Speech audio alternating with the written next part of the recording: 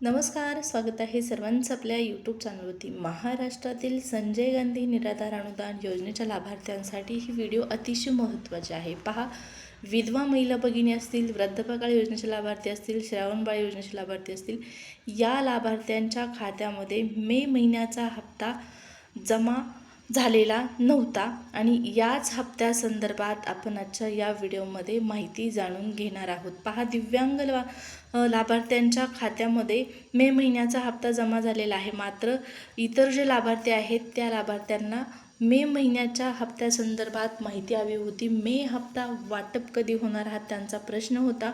राहिलेल्या लाभार्थ्यांच्या खात्यामध्ये पैसे कधी येणार आहेत, त्यासोबतच कोणत्या लाभार्थ्यांच्या खात्यामध्ये 3,000 रुपये जमा करण्यात आलेले आहेत, 3,000 रुपये जमा झालेले आहेत, शासनाकडून निधी मंजूर झालेला आहे, या सर्वांची माहिती व्हिडिओमध्ये पुढे कंटिन्यू तुम्हाला पाहण्यास मिळणार आहे. त्यामुळे नक्कीच व्हिडिओ महत्त्वाचे असणार आहे, शेवटपर्यंत पाहणं गरजेचं आहे.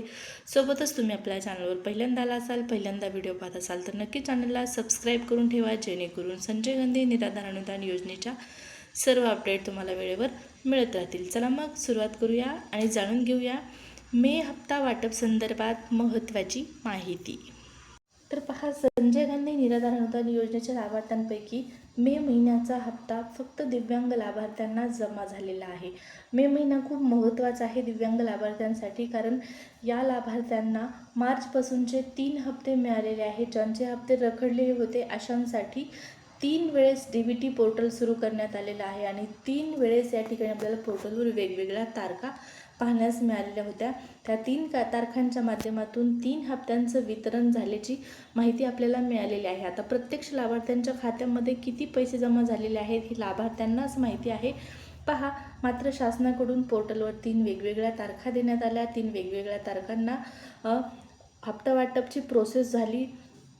लाभार्थ्यांच्या खात्यामध्ये पैसे आलेले आहेत. आता ज्यांचे आलेले नाहीत त्यांनी काय करायचं आहे, सगळ्यात अगोदर तहसील कार्यालयामध्ये जाऊन चौकशी करायची आहे. त्या ठिकाणी गेल्याशिवाय तुम्हाला हप्ता का आला नाही ही माहिती मिळणार नाही. पण आजचा आपला व्हिडिओ दिव्यांग लाभार्थ्यांसाठी असणार नाही, कारण दिव्यांग लाभार्थ्यांना बऱ्यापैकी हप्ता जमा झालेला आहे आणि ज्यांना जमा झालेला नाही त्यांनी तहसील कार्यालयामध्ये जाऊन चौकशी करा. आजचा आपला व्हिडिओ आहे तो माझ्या विधवा महिला भगिनी असतील, वृद्धपकाळ योजनेचे लाभार्थी असतील, श्रावणबाळ योजनेचे लाभार्थी असतील, या लाभार्थ्यांसाठी.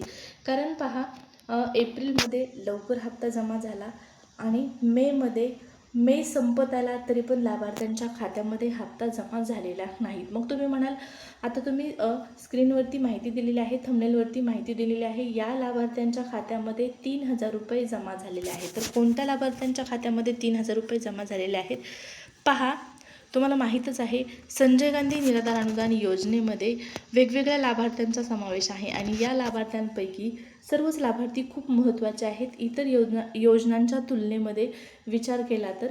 पहा, कारण दिव्यांग लाभार्थी असतील, वृद्धपकाळ योजनेचे लाभार्थी असतील, श्रावणबाळ योजनेचे लाभार्थी असतील, माझ्या विधवा महिला भगिनी असतील, या सर्व लाभार्थ्यांचा समावेश निराधार या शब्दाने सुरू होणाऱ्या योजनेमध्ये केलेला आहे. त्यामुळे नक्की सरकारच्या माध्यमातून ज्यावेळेस हप्ता वाटपाची प्रक्रिया सुरू केली पाहिजे त्यावेळेस अगोदर या योजनेतील लाभार्थ्यांना प्राधान्य दिलं पाहिजे. मात्र पहा, राज्य सरकारच्या माध्यमातून निराधार बांधवांकडे प्रत्येक महिन्याला दुर्लक्ष होताना दिसत आहे. उदाहरणार्थ या ठिकाणी पहा, लाडकी बहीण योजनेच्या लाभार्थ्यांना मे महिन्यामध्ये 3,000 रुपये जमा झालेले आहेत. ज्या लाभार्थी महिलांना हप्ता आलेला नव्हता त्यांना हप्ता जमा झालेला आहे. मागचे 2 हप्ते जमा झालेले आहेत. आणि सगळ्यात मोठी एक महत्त्वाची माहिती तुम्हाला मला द्यायची आहे. पहा, आता लाडकी बहीण योजनेमध्ये सुद्धा खूप मोठ्या प्रमाणात गोंधळ आहे. या ठिकाणी मी तुम्हाला सांगते की ज्या महिला KYC यादीमध्ये नव्हत्या, म्हणजे शासनाकडून KYC दुरुस्त करण्यासाठीची यादी दिलेली होती, अशा महिलांचं KYC यादी दुरुस्त करणाऱ्या यादीमध्ये नाव नसताना सुद्धा काही लाडक्या बहिणींना पुन्हा एकदा नव्याने योजनेमध्ये सुरू करून घेण्यात आले, म्हणजे योजनेमध्ये समाविष्ट करून घेण्यात आलेला आहे. आणि अशा महिलांना 3,000चा हप्ता जमा झालेला आहे. ही लांबची गोष्ट नाही, प्रत्यक्ष मी पाहिलेलं आहे. अशी एक महिला आहे ज्या महिलाला पहा, बऱ्याच दिवसापासून ज्यावेळेस लाडकी बहीण योजनेची KYC करण्याची मुदत दिलेली होती त्या महिलेने KYC केली. अपात्र यादीमध्ये त्यांचं नाव होतं, फायनल यादीमध्ये त्यांचं नाव नव्हतं. ज्यावेळेस त्यांचे हप्ते बंद झाले. त्याच्यानंतर KYCची प्रक्रिया पुन्हा सुरू झाली. मात्र त्या प्रक्रियेमध्ये फक्त त्याच महिलांचा समावेश होता ज्यांची KYC चुकलेली होती, ज्यांचं KYC दुरुस्तीच्या यादीमध्ये नाव होतं. मात्र अशी ती लेडीज आहे जिचं KYC दुरुस्तीच्या यादीमध्ये नाव नव्हतं, तरी पण तिला लाडकी बहीण योजनेचा हप्ता पूर्वीप्रमाणे सुरू झालेला आहे. एका महिलेला जर होत असेल तर सर्वच लाभार्थी महिलांना व्हायला पाहिजे आणि सर्वांनाच समान पद्धतीने हप्ता वाटप व्हायला पाहिजे. आता लाडकी बहीण योजनेमध्ये या अगोदरसुद्धा बऱ्याच वेळा गोंधळ झालेला आपण पाहिलेला आहे. लाडकी बहीणचं इथं काही आपण जास्त माहिती पाहणार नाहीत. फक्त सांगण्याचा उद्देश हाच आहे की लाडक्या बहिणींना प्रत्येक वेळेस प्राधान्य दिलं जात आहे. लाडकी बहीण योजनेच्या लाभार्थ्यांना मात्र प्रत्येक हप्ता वेळेवर जमा केला जात आहे. निराधार योजनेतील लाभार्थ्यांकडे मात्र प्रत्येक महिन्याला दुर्लक्ष होत आहे. महिना संपत आला तरी लाभार्थ्यांच्या खात्यामध्ये अनुदान जमा होत नाही आणि याचं उदाहरण तुम्ही पाहत आहात. निराधार योजनेतील लाभार्थ्यांपैकी विधवा महिला भगिनी असतील, वृद्धपकाळ योजनेचे लाभार्थी असतील, श्रावणबाळ योजनेचे लाभार्थी असतील, या लाभार्थ्यांना मे महिन्याचा हप्ता अद्यापही जमा झालेला नाही.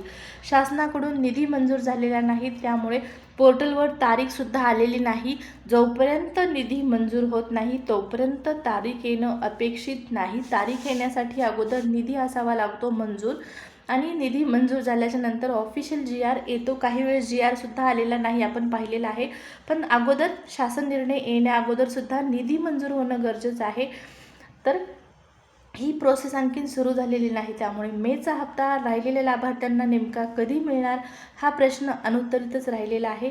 या ठिकाणी पहा, अंदाजितपणे हा हप्ता जो आहे तो आपल्याला 28-29 तारखेच्या आसपास वितरण सुरू होईल अशी शक्यता आहे.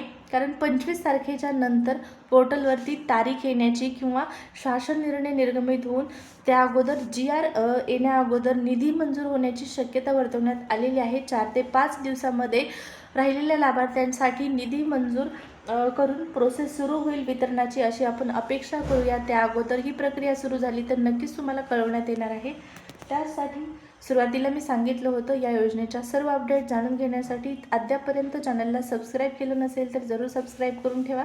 भेटूया पुढच्या व्हिडिओमध्ये. या व्हिडिओमध्ये एवढीच माहिती. धन्यवाद.